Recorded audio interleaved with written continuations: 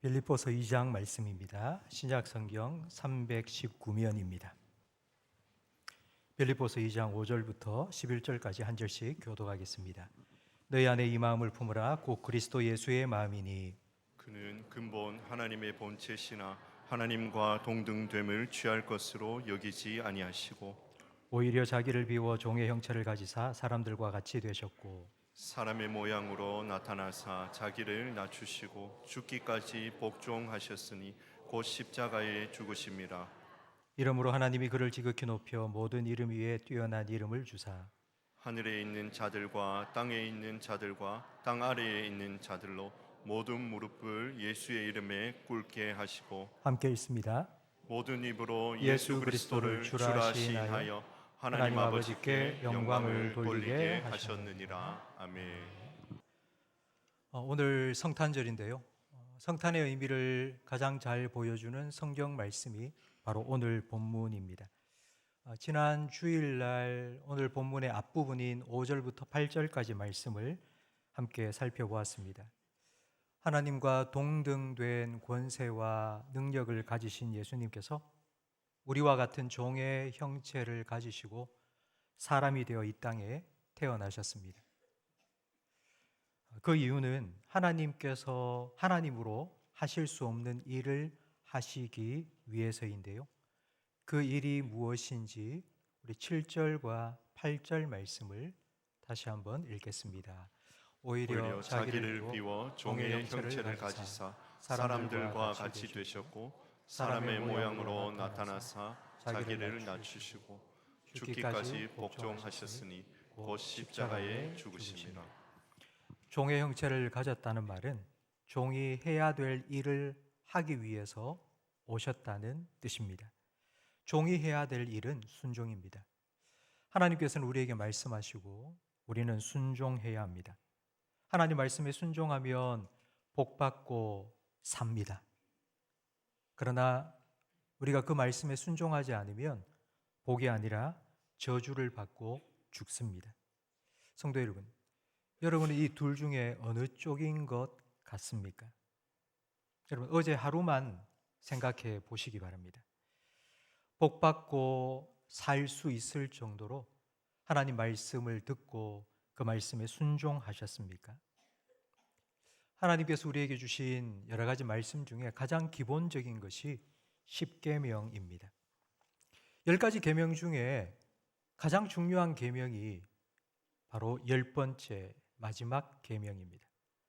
마지막 10번째 계명은 탐내지 말라입니다. 탐내지 말라는 건 우리의 손과 발로 할 수 있는 것이 아니고 우리 마음속에 일어나는 것입니다. 하나님께서 그 10번째 계명, 탐내지 말라는 명령을 주셨다는 것은 하나님께서는 우리의 마음을 살펴보신다는 뜻입니다. 사람은 외모만 봅니다. 그러나 하나님은 중심도 보십니다. 예수님께서는 이 10번째 계명으로 다른 계명들을 새롭게 해석해 주셨습니다. 예수님께서 마태복음 5장에 간음하지 말라는 계명을 너희가 알지만 음란한 생각을 하는 것이 이미 마음에 간음을 한 것이라고 말씀하셨습니다. 살인하지 말라는 계명을 너희가 알거니와 형제에게 화를 내는 자는 살인을 한 자와 같이 심판을 받을 것이라고 말씀하셨습니다. 과연 우리가 이 예수님의 말씀 앞에서 나는 정말 하나님께 복받고 살만한 사람이다라고 누가 말할 수 있겠습니까? 윤동주가 쓴 서시에 나오는 그 식구처럼 죽는 날까지 하늘을 우러러 한 점 부끄러움이 없기를 하지만 잎새에 이는 바람에도 나는 괴로워했다. 한 점 부끄러움 없이 살려고 무진 애를 썼지만 그래도 잎새에 이는 바람에 잎사귀가 스치는 소리만 들어도 그래, 내가 또 잘못 살았구나 라는 것을 깨닫게 됩니다. 내 옆에 있는 한 사람도 품어주지 못하고 이해하지 못하고 용납하지 못하는 내 생각 하나조차도 내 마음대로 컨트롤하지 못해서 마치 밥을 먹듯이 죄를 짓고 살아가는 우리는 축복과 생명이 아니라 저주와 죽음을 받아 마땅합니다. 이런 우리를 대신해서 예수님께서는 죽기까지 복종하시고 십자가에 죽으셨습니다. 불순종의 대가인 저주와 죽음을 우리 대신 받으셨고 죽기까지 복종하심으로 순종의 대가인 축복과 생명을 우리에게 주셨습니다. 그 결과가 오늘 본문 9절 말씀에 기록되어 있는데요. 우리 함께 읽겠습니다. 이러므로 하나님이 그를 지극히 높여 모든 이름 위에 뛰어난 이름을 주사. 5절부터 8절까지의 주어는 예수님이셨습니다. 예수님께서 사람이 되셨고 종의 형체를 가지셨고 죽기까지 복종하셨고, 그런데 이제 9절부터 11절까지는 주어가 바뀝니다. 하나님으로 바뀝니다. 사람들은 예수님을 죽였지만 하나님은 예수님을 살리셨습니다. 사람들은 예수님의 십자가 위에 유대인의 왕이라는 명패를 붙였지만 하나님께서는 예수님에게 모든 이름 위에 뛰어난 이름인 주라는 이름을 부여하셨습니다. 주라는 말은 주인이라는 뜻입니다. 제가 질문을 하나 하겠는데요. 우리가 살아가는 이 온 세상의 주인은 누구십니까? 온 세상의 주인은 하나님이십니다. 하나님께서 온 세상의 주인이신 이유가 무엇일까요? 하나님께서 세상을 창조하셨기 때문입니다. 창세기 1장 26절 말씀을 함께 읽겠습니다. 하나님이 이르시되 우리의 형상을 따라 우리의 모양대로 우리가 사람을 만들고 그들로 바다의 물고기와 하늘의 새와 가축과 온 땅과 땅에 기는 모든 것을 다스리게 하자. 하나님께서는 우리 형상을 따라 우리 모양대로 우리가 사람을 만들자고 말씀하셨습니다. 왜 하나님은 우리라고 하셨을까요? 하나님께서 우리라고 하신 것은 성부 하나님과 성자 예수님과 성령 하나님, 그 삼위 하나님께서 창조에 동참하셨기 때문입니다. 이 창조에 동참하신 성자 예수님도 창조주이시고, 그러니 당연히 세상의 주인이십니다.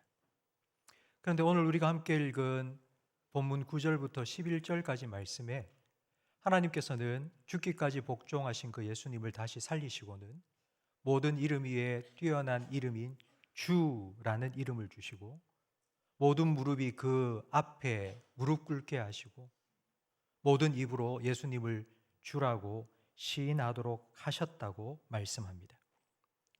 예수님은 원래부터 처음부터 주님입니다.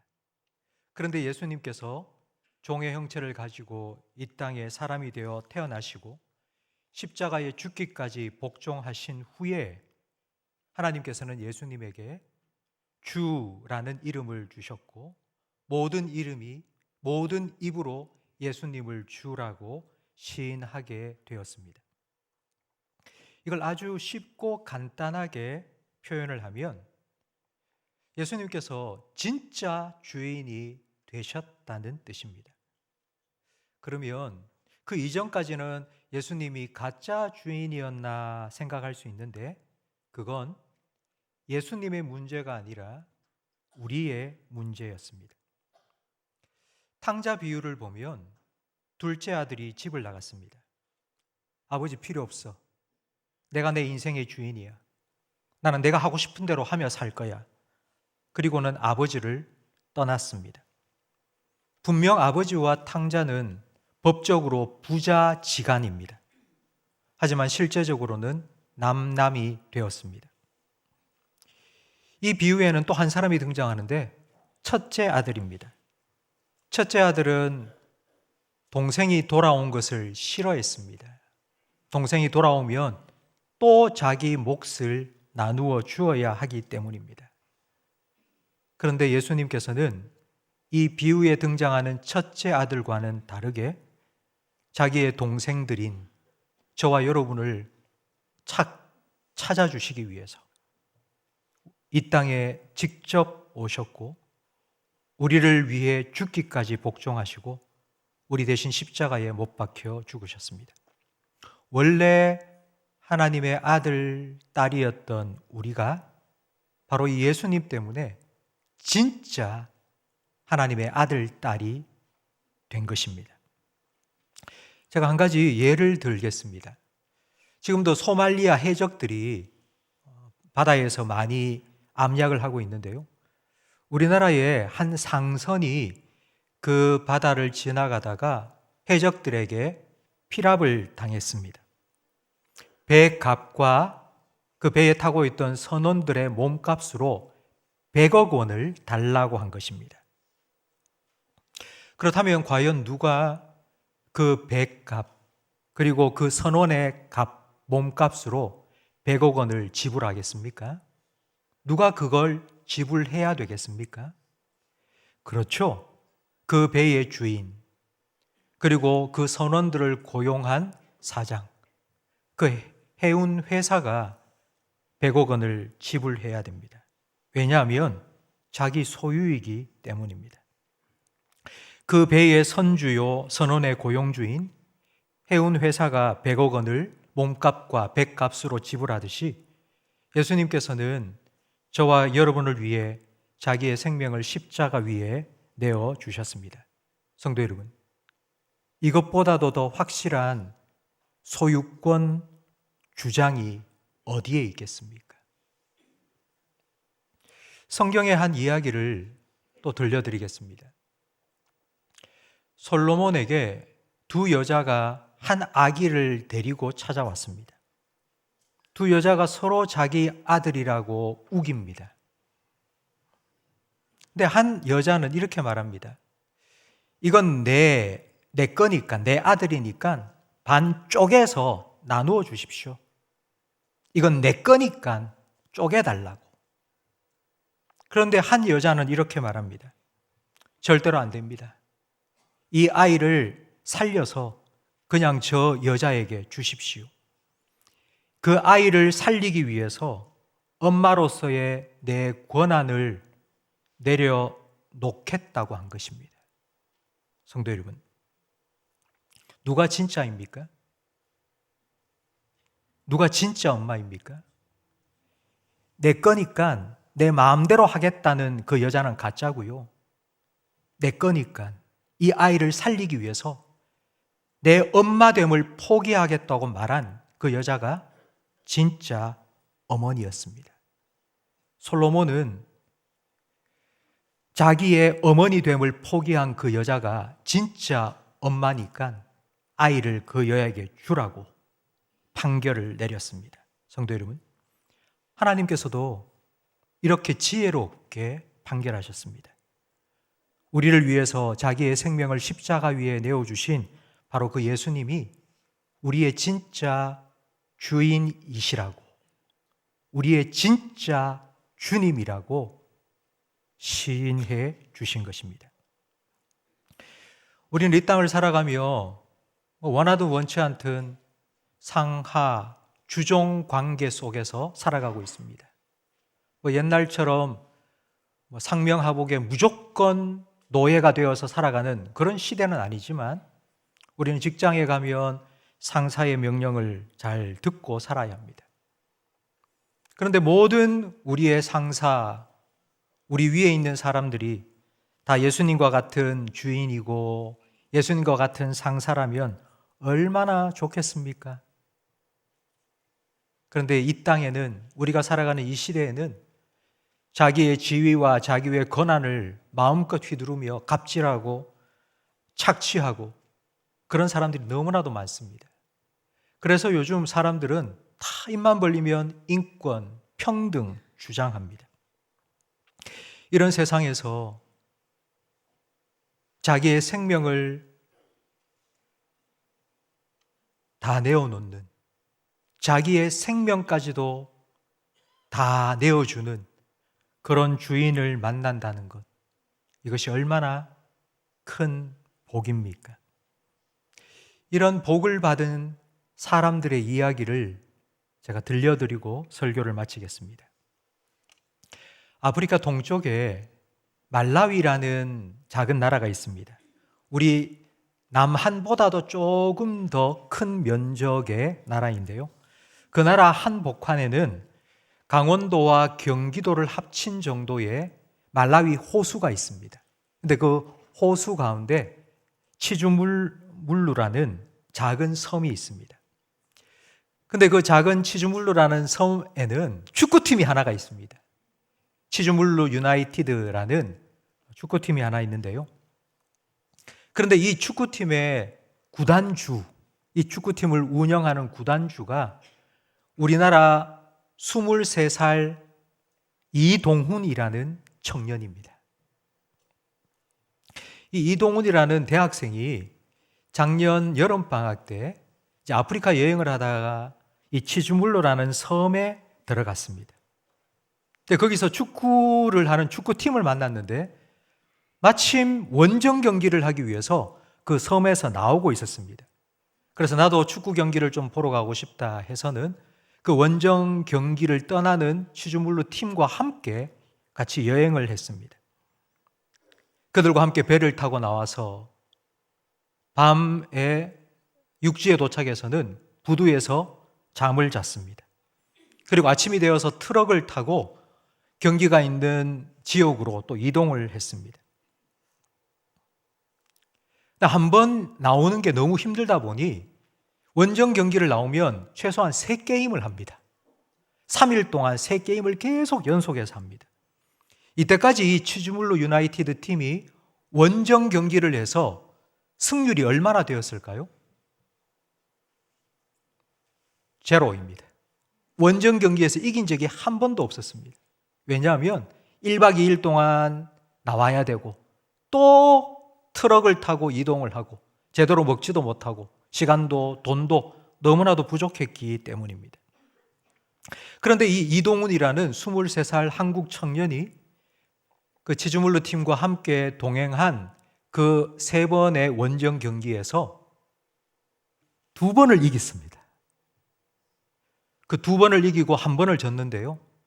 3경기를 마치고 난 후에 그 팀을 이끄는 감독과 선수가 인터뷰를 했습니다. 그 인터뷰한 영상을 같이 보겠습니다. Okay. My last words to the people of South Korea, particularly Yuri, I'm very much impressed. I'm just humbled with your coming. You can see we have played 3 games with you. We have won 2 games. We have lost 1 game. I believe it's because you motivated us. Though you didn't share other things, but with your coming, it encouraged us. Without you, maybe we could have lost all 3 games. But because you were with us, we said, no, I think we are doing a wonderful job. We are doing things. Don't forget us. My last word, don't forget us. If you go there and have time, revisit us. Thank you. I sincerely appreciate Lee Dong-Hu for being with Chizumu United all the way from Korea to Malawi. We didn't expect to have someone from Korea to Malawi following Chizumu United. You were sleeping together with us. You were eating what we were eating. Therefore, it means we are the same blood. Mr. Lee, as we are going, God should assist you so that you remember us wherever you are. Thank you very much. You can say, yeah. Okay. 1년 후에 올해 6월이죠. 그 이동훈 청년이 다시 치주물루에 갔습니다. 가서 내가 너희 축구팀을 좀 도와주면 좋겠다. 내가 구단주가 되어주겠다. 나는 돈은 많이 없지만 내가 할 수 있는 최선을 다해서 너희 팀을 한번 이끌어 보겠다라고 말했습니다. 그때에 그 치주물루에 있는 사람들과 선수들은 어떻게 했을까요? 이동훈이 내가 너의 구단주가 되고 싶다고 말했을 때 모든 선수와 그 치주물루에 있는 모든 사람들이 다 그렇게 해달라고. 그렇게 해달라고. 23살밖에 되지 않은 한국에서 온 젊은 청년에게 구단주가 되어달라고 그렇게 부탁을 했습니다. 네, 여러분, 이 영상의 마지막에 나온 말을 여러분 기억하십니까? 너는 나와 함께 같은 밥을 먹고 같이 잠을 잤다고. 너하고 나하고는 같은 피가 흐른다고. 뭔가 많은 이익을 얻을 수 있어서 내가 너를 우리 구단주로 삼으려는 게 아니라 네가 나와 함께 해 주었기 때문에, 그래서 내가 너를 우리의 구단주로 세워주겠다고. 성도 여러분, 치주물로 사람들은 자기에게 찾아와 자기들과 함께 해준 그 이동훈이라는 23살 한국의 젊은 청년이 너무너무 고마워서 우리 구단주가 되어달라고 구단주로 받아들인 것처럼, 여러분은 여러분에게 찾아오셔서 여러분을 위하여 십자가 지시고 죽으시고 여러분을 구원해 주신 예수 그리스도, 그분을 나의 주님으로 인정하고 받아들이십니까? 예수님께서는 세상의 왕들처럼 자기 백성에게 복종을 강요하지 않으셨습니다. 세상의 임금들처럼 자기 왕권을 유지하기 위해서 사람들을 이용하지도 않으셨습니다. 세상의 권력자들처럼 사람들을 착취하지도 않으셨습니다. 예수님께서는 그 반대였죠. 자기 백성을 위하여 자기의 목숨을 내어 주셨습니다. 자기 백성을 위하여 자기의 백성의 죄를 속해 주시기 위해 자신이 속죄 제물이 되어 십자가에 오르셨습니다. 그래서 예수님께서는 만유의 주가 되셨고 모든 무릎이 주님 앞에 무릎을 꿇게 되었고요. 모든 입이 예수님이 주님이라고 시인하게 된 것입니다. 오늘은 이렇게 우리에게 찾아오신 예수님을 예배하는 성탄절입니다. 성도 여러분, 우리에게 이렇게 찾아와 주시고 우리와 함께 하시는 예수님을 우리의 주님으로 맞이하시기를 간절히 바랍니다. 예수님을 나의 주님으로 시인하시기를 간절히 바랍니다. 예수님을 내 삶의 주인으로 인정하시기를 간절히 바랍니다. 내가 내 삶의 주인이 되어서 내가 원하고 내가 바라는 모든 것 내 스스로 이루겠다고 애쓰지 마시고 예수님께 여러분의 삶을 맡기는 복을 누리시기를 간절히 바랍니다. 내 뜻대로 말고 예수님, 주님의 뜻대로 되기를 원합니다. 이렇게 무릎 꿇고 기도하며 예수님의 종이 되는 복을 누리시기를 축복합니다. 예수님의 종이 되어 살아가는 복, 예수님의 다스림을 받으며 살아가는 복, 예수님의 마음을 품고 살아가는 복을 누리시기를 주님의 이름으로 축복합니다. 이렇게 예수님을 가까이 하고 예수님을 더 닮아감으로 여러분을 통하여서 예수님 주시는 그 은혜와 복이 여러분 만나는 가족들과 성도들과 일터의 동료들에게도 흘러갈 수 있기를 예수님의 이름으로 축복합니다.